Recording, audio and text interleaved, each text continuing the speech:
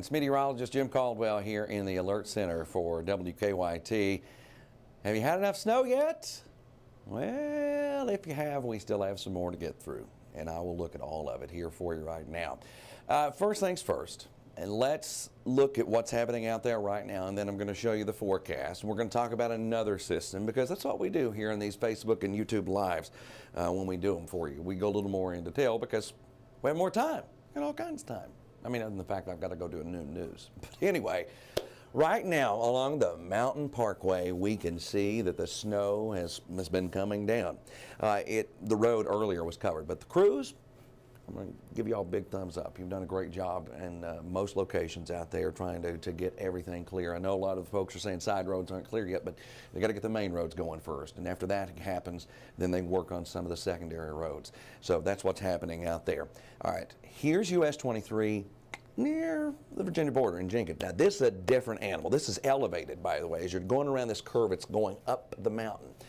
And this snow is at a more significant rate out there. And so they've been dealing with that for a while. That's why you're seeing the roads look like they are. But crews have been out there, watched them get cleared once. They got pouring on again.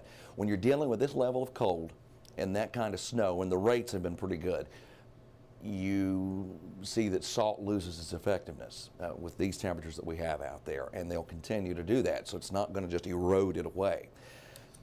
Let's look around some more. Pine Mountain, same thing, elevated location. This is a two-lane road, but thousands of people travel it every single day trying to get over the mountain there. And you can see that it, once again, it is covered in snow with looks like a Toyota making its way into the area. Final stops in Lexington, and we do not have as much as some of those other locations. And in our snowfall forecast, we do not have that much. We have been talking about that the past couple of days since we started putting numbers to this forecast. We're not expecting that much. Here's what we have as far as the alerts are concerned. Winter storm warning is out from Madison County down to 75 and down 75 and beyond until you get into Tennessee. Out to our east, out to our west there.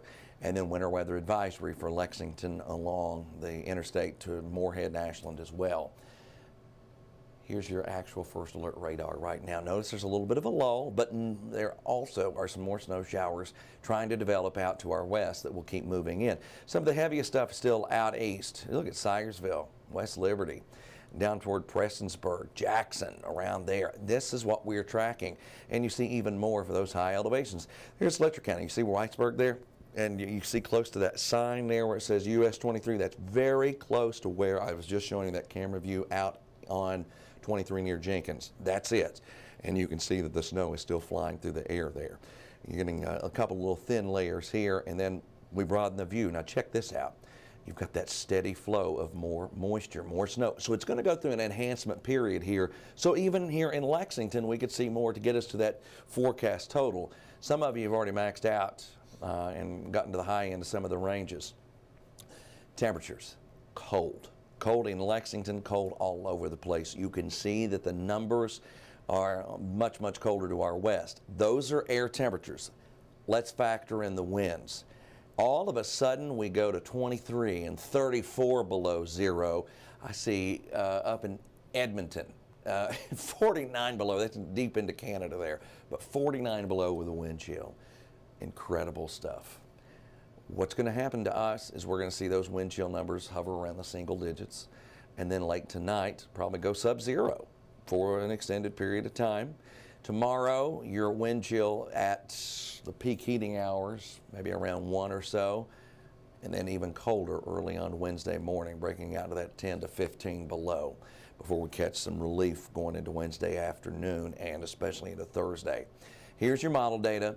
The break ends and you get another push of snow, but it's going to start wrapping up by early on Tuesday morning. That gets out of here, clears up, and the snowy part of this is gone for now.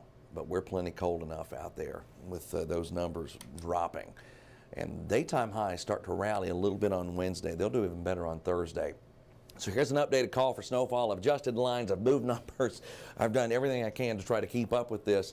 But the long-range outlook that we put out a couple of days ago, we're right on the money with it. Now, is it overachieving in spots? Sure, as these systems do. Is it underachieving in other locations? Yes, as these systems do. But the general snowfall forecast still looks like a real winner to me, covering most locations in the swath that is highlighted out there. Now, this is completely different. This is another system that's firing up for later on this week. That's your Thursday morning forecast, and this is later in the day.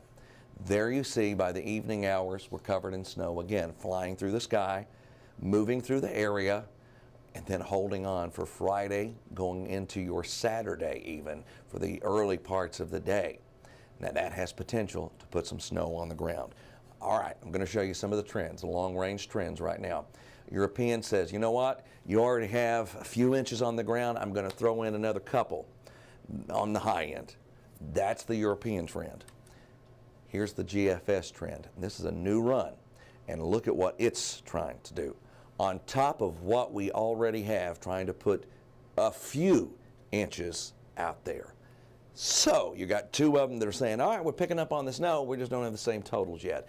This is long range, and I usually don't show numbers this far out, but I did this time because we're just in a cold and snowy pattern. So I said, you know what, we'll just show you what the trend is right now. So the point is, after we wrap up this snow that's out there right now, you could have 1 to maybe 3 or 4 inches of extra snow on top of what you get through the rest of the day. Another system, bitterly cold in between. So that's what we're talking about. I appreciate you so much for stopping by, checking us out here on Facebook and YouTube. I'll be back on television along with the rest of the news crew for WKYT News at noon, which comes your way in about 14 minutes.